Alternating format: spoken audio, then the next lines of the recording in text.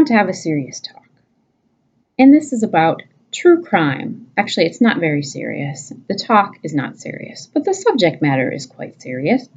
And I have been reading true crime for many years now, and I have gathered together a pile of books that I enjoyed that are true crime or true crime related. Some might fall into the memoir or autobiography category, but they are still featuring crimes, so I will discuss them with you. The first book is one that I'm currently reading, so I have not much to say about it yet because I'm in the infant stages of it, but that is Riverine, and this is a book by Angela Palm, and this is about a woman who is looking back on her childhood in Indiana, and she had a huge crush on the boy next door.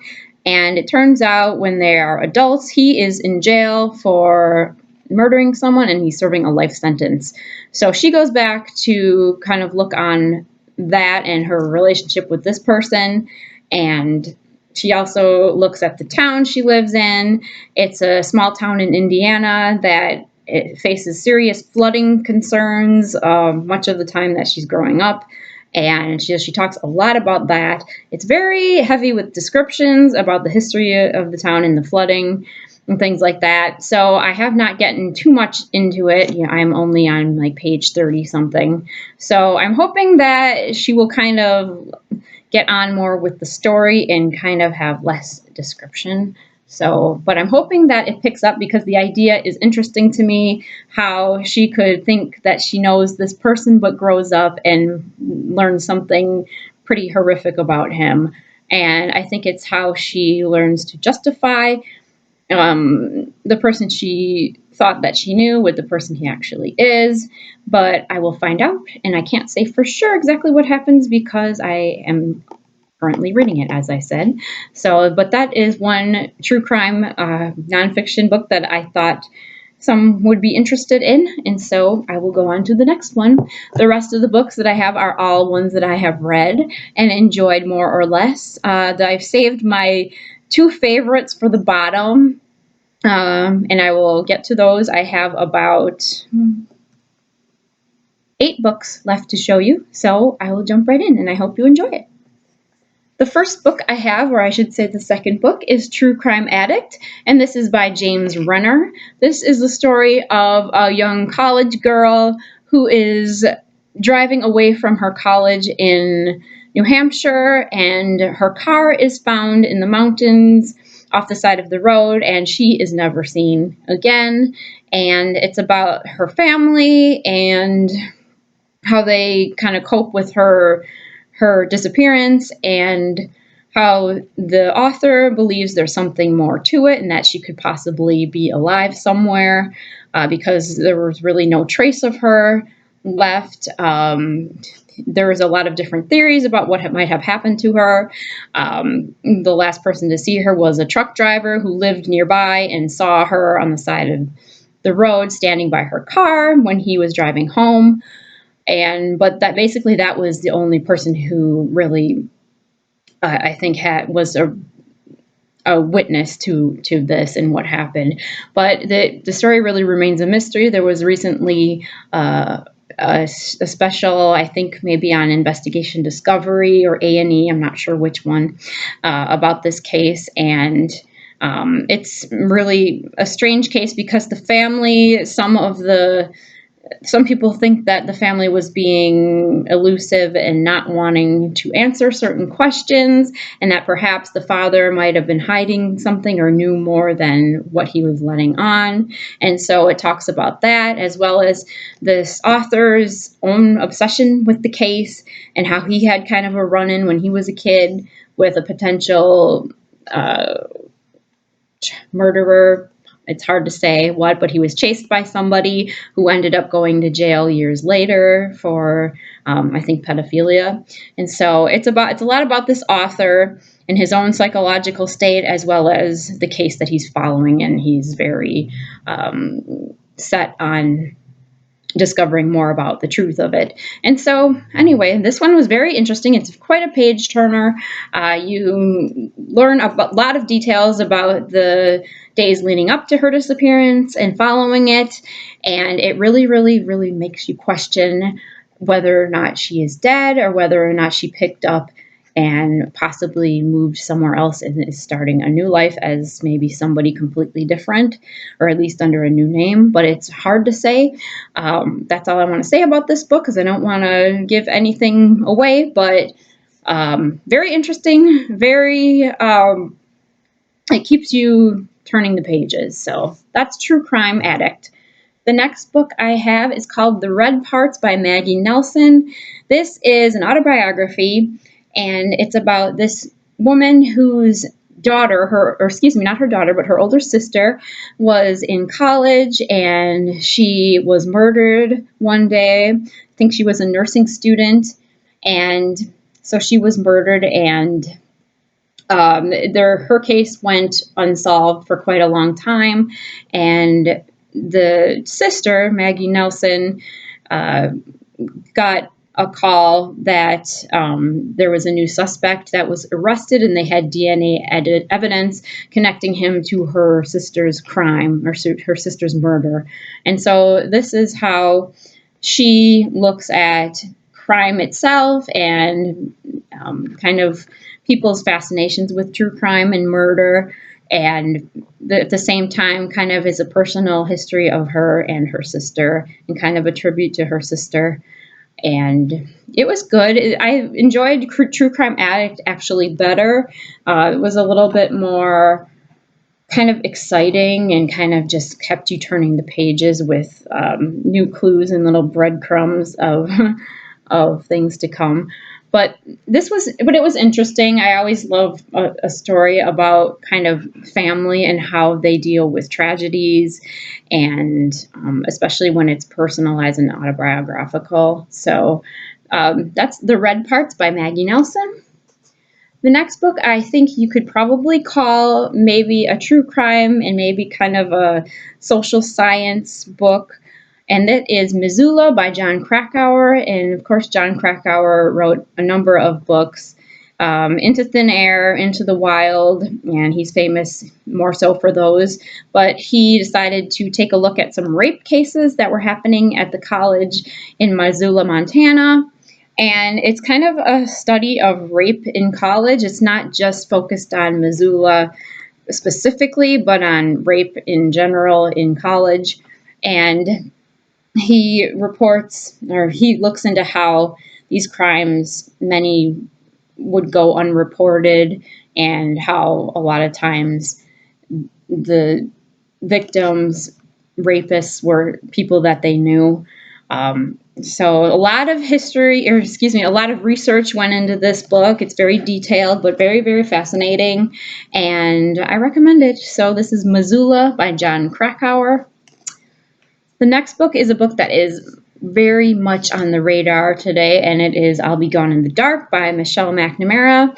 This is one book that I just finished for May, and I loved it. I gave it 4 out of 5 stars. And by the way, I think the last 3 books I gave 4 out of 5 as well. The Red Parts I might have given 3 out of 5 stars, but they were all solid book. I consider 3 stars a solid rating. Good, but not so much so that I was very moved by it. But anyway, I think 3 is a solid rating, but the rest of them were 4 stars that I gave. So anyway, 4 out of 5 stars for this book.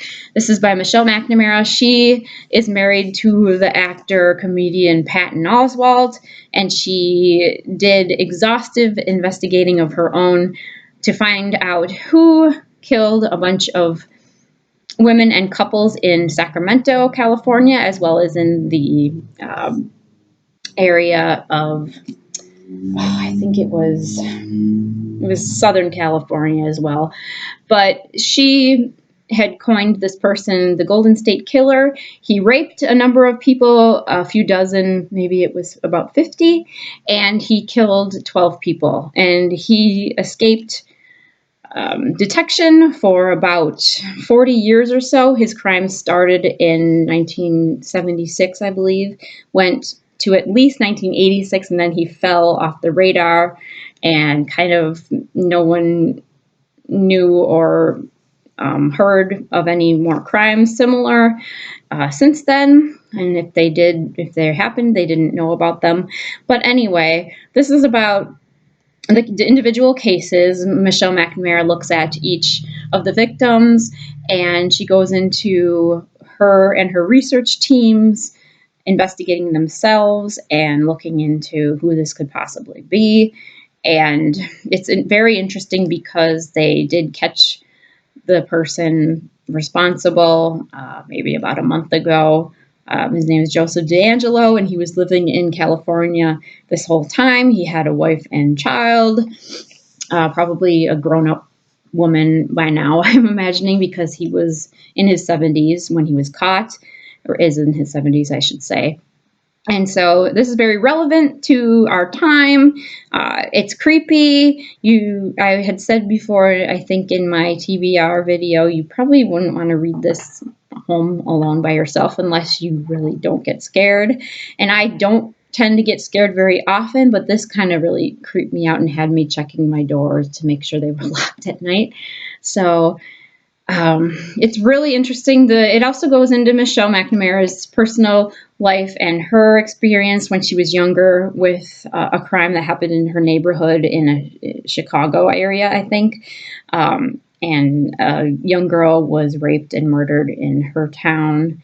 And she went back to interview some witnesses or kids who were kids at the time. They had said that they had seen somebody and they thought this certain person had done it. But so anyway, it's not just about the Golden State Killer, but it's about this author's experience and why she became so intrigued by true crime. And she was determined to try and figure out who this person was, and she wanted him to be caught. And now he is caught. So it's just too bad that she didn't live to see this happen. So this is I'll Be Gone in the Dark by Michelle McNamara. And I just finished this and gave it 4 stars. This next book I have is called Alligator Candy. I'm sorry if you can't read the title very well, but this is by David Kushner. It is a book about a man who, when he was a child, his younger brother went off to ride his bike to get some candy for the two of them, and he didn't come back. And it turns out that he was murdered in their neighborhood in Florida. And it, of course, goes back to his childhood and the relationship he has with his brother and his other brother, and what happened that day, what happened to the boy as he learns and grows up, and how he copes with it. And it's a page turner, I think. I had a little trouble getting into it at first, but then on the second try, I picked it up and I was just flipping the pages pretty fast. So this is very good. It's kind of heartbreaking, but it's a good, interesting crime story. So that's Alligator Candy. I also gave this one 4 stars. Next book I have is called Run at Destruction. This is by Linda Drews, and this has a personal interest for me because it takes place in my hometown in Wisconsin, and it's about a woman whose friend was, there's a controversy over whether or not she was married or whether she died in an accident, and with the trial on that, it goes through all of that. And this was her best friend, and she was found in a bathtub. So the consensus, I think, at first, or they thought maybe she had drowned or that the husband was responsible. But anyway, it goes into her relationship with her, and looking back on it, what were some of the strange things between the victim and her husband, and her suspicion, and along with some other friends, over whether or not this husband had something to do with this. This took place, I believe, in the 80s. It has some references to my hometown, which are interesting little kind of nuggets to read. I really enjoyed this. I don't know this person personally, but She's a pretty good writer. She tells a good story that's very forward moving. She researched very well, and it also mentions some people that I actually know. So this is called Run at Destruction, and it's called Run at Destruction because the writer and her friends were very heavily into running as a sport, and it kind of was something that bonded them and gave them a common activity to do and brought them together. So this is Run at Destruction by Linda Drews. 4 stars. The last 2 books are my favorite in the list, and one of them probably won't be a big surprise for people who love true crime because it's sort of the quintessential must read for true crime lovers, and that is The Stranger Beside Me by Ann Rule. And this is kind of a crappy mass market library, ex-library book copy. But this was a second time read for me. I just read this in the winter of last year, and I had read it years before. This book is hard to put down. It's about Ted Bundy and his killings. He killed somewhere between 30 and 100 women. It's hard to really know for sure, but he went on trial for murdering these women and was sentenced to death row and was actually executed in, I think, 1989 in Florida. He had victims in Utah, Washington, and Florida and Colorado, as well as maybe a few other states. It's hard to say, but he would drive around in his Volkswagen Bug, and he would wear fake arm casts to make him look like he was helpless, and try to load sailboats up onto his roof, and that way he would garner attention from women who felt bad for him and tried to help him out. He would then coax them into his car, and they were not seen alive again. That is just one method that he used.